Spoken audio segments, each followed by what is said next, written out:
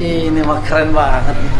Saya pertama Kang KDM begitu masuk pun, ini bersih banget ini tempat ini. Kampung, Pak. Kampungnya ini keren banget gitu. Kita datang silaturahim sekaligus juga terima kasih buat Kang KDM memberikan klarifikasi berkaitan itu. Bapak Tapi itu yang saya sebenarnya. Tapi yang paling penting bukan itu sebenarnya. Pada saat retreat ini, Kang KDM ini banyak memberikan inspirasi dan juga mengajarin, khususnya saya diajarkan dengan Kang KDM bagaimana tentang APBD ini nih. Karena Kang KDM ini basicnya memang satu adalah kepala daerah. Dulu pernah jadi bupati ya Kang ya. Nah, jadi diajarin nih bagaimana nih efisiensi ini perintah instruksi presiden nih. Efisiensi. Jadi banyak diajarkan pada saat kita retreat. Enggak lah, enggak diajarin. Diberikan masukan, bagaimana efisiensi dan macam-macamnya. Yang kedua, Kang KDM, kami datang dari Kalimantan Timur. Pertama, banyak hal yang ingin, satu adalah menjadi referensi Jawa Barat. Karena Jawa Barat ini banyak kesamaan untuk di Kalimantan Timur. Terutama hari ini yang kami lihat bahwa Jawa Barat pertama berkaitan dengan pangannya sangat bagus.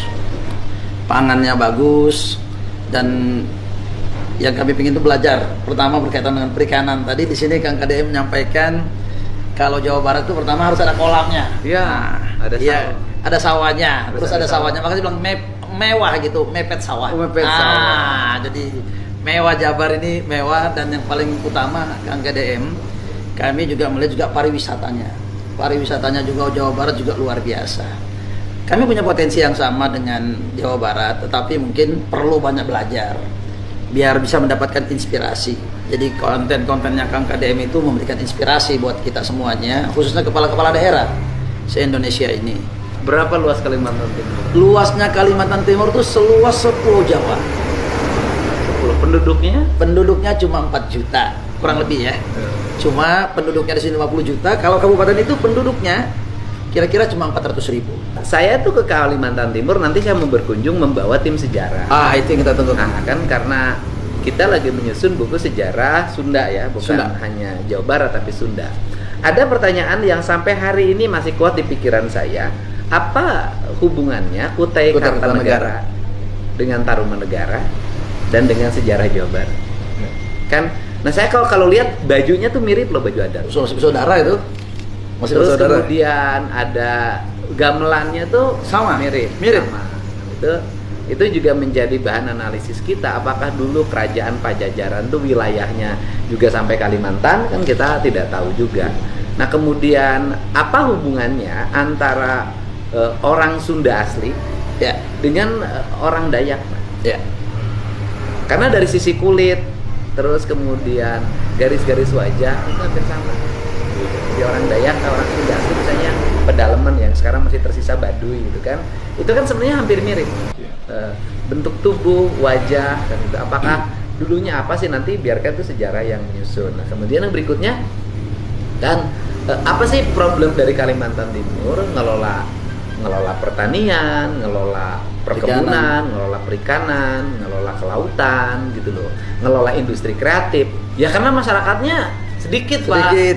Masyarakat Bapak itu Kalimantan Timur tuh gini loh Pak. Karena penghasilan tambangnya tinggi, ya kan? Dan itu menghasilkan devisa bagi negara sangat besar.